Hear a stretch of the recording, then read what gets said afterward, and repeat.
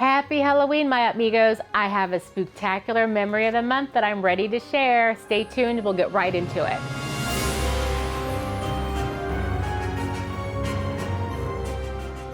So whenever I come to Halloween and I think back on Halloween, there's one memory of Brad that I always come back to.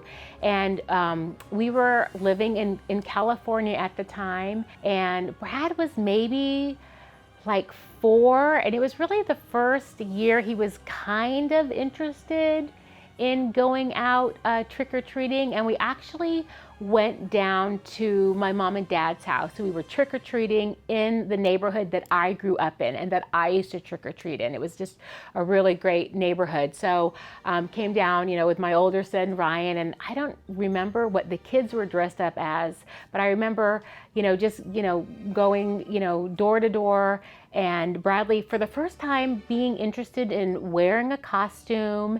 And I think he was Simba from The Lion King. We were going door to door, and we had practice, with him, getting the candy. He wasn't fully verbal, so he really wasn't going to say trick or treat, but a lot of people bring little kids that don't say anything, so it was no big deal. But what happened was we got to the first house and, rang the doorbell, and my older son Ryan was like, trick or treat, put his bag, his little pumpkin or bag or whatever he had, and people, put stuff, and then people were trying to put things in Brad's bag, but Bradley did not care about the candy. Bradley was like this. He's leaning and he's looking behind the people, and I was just like, so then it just hit me. I'm like, oh yeah, he's looking at your ceiling fan.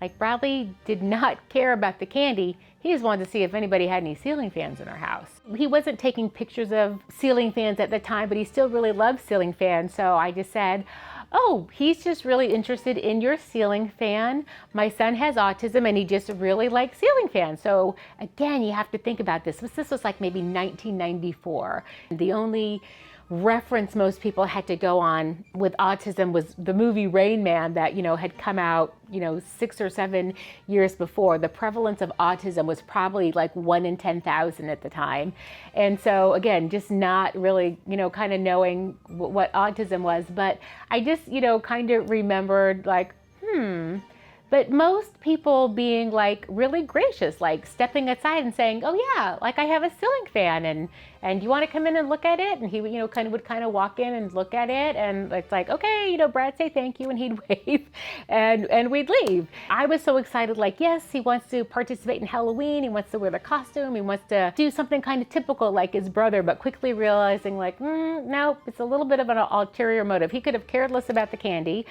Brad still to this day doesn't really love candy. He finds it too sweet. So really his brother quickly talked him into, you taking the candy too, and then I'll get all the candy. So his older brother, who was 6 or 7 at the time, pretty much had it all figured out. Like, hey, this is what we're gonna do. I'll get my candy, you get your candy, I'll take all the candy. Then just going to the next house, ringing the bell, Ryan, trick or treat, and Bradley just kind of, and me starting the whole thing over, like, yeah, he really wants to see if you have a ceiling fan back there. And then, pretty soon I was like, could say like, no, honey, there's no ceiling fan. I can see that there's no ceiling fan. And then he would lose interest and just want to go to the next house. But he was so excited to get to the next house because they might have a ceiling fan. It's just one of those moments where at the time I was just like, oh yeah, he's looking for your ceiling fan, and not realizing that here I am, he's almost 31. He'll be 31 next month.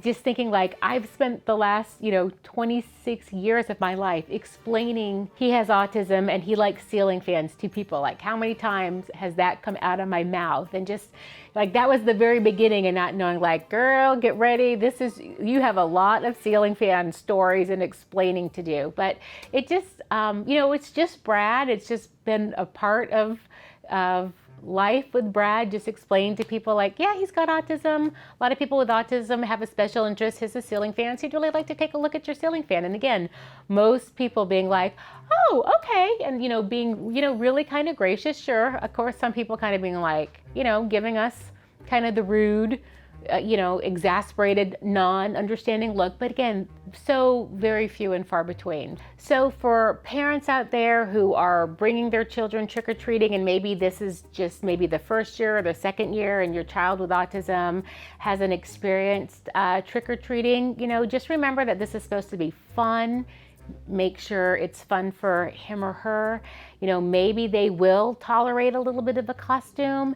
Maybe they won't. Maybe they just want to come along for the walk and not go up to people's houses. But just, I would say, just remember, it's supposed to be fun, a good time, and every year you can kind of build on the skill. If they're not really interested, maybe just have them come along for the walk to get outside and see the other kids doing it. If they are more interested, then great, encourage that. Help them remember just to take, one piece of candy. A lot of times we've seen nonverbal kids, have a little sign that says trick or treat, and then they turn it over on the back side. It says thank you. You can, want a popsicle stick. You can make things like that. But I think it's a good opportunity for you to get to know your neighbors and let your neighbors know, hey, this is, I'm Mary, I live 3 doors down. This is my son, Brad. He has autism. I think it's a good opportunity for you to get out there, and if your child is comfortable going up to the door, great. If they're not, let them stand back. I wouldn't force them to do anything because it's supposed to be fun, and they'll see the other kids doing it, and maybe next year they'll be ready to try it, just a little bit more full force. If you are bringing your child to an ABA center, chances are that they are doing some kind of Halloween activity. I know at Little Star, we go all out for Halloween, and before COVID, so we haven't been able to do it last year or this year, but before Halloween, we had neighbors at all of our centers, other businesses where our kids would go during the day to practice trick-or-treating and go to other companies and go to their cubicles and practice trick-or-treating, and they would not necessarily get candy, but we would supply them with like little balls or little toys, just little bracelets, just something that they could put in the kids' bags to practice. So again, if they can just whatever they can tolerate, let it be fun. Now, if you don't have a child with autism and you're going to be home answering the door, just remember there's a lot of kids with autism out there. So if you see a child who is grabbing for more candy than they should be, just try, think, this child might have a disability or autism and maybe doesn't have great motor skills and isn't able to just isolate and pick up one piece of candy, or is just super excited about the candy and not realizing that they're only supposed to take one.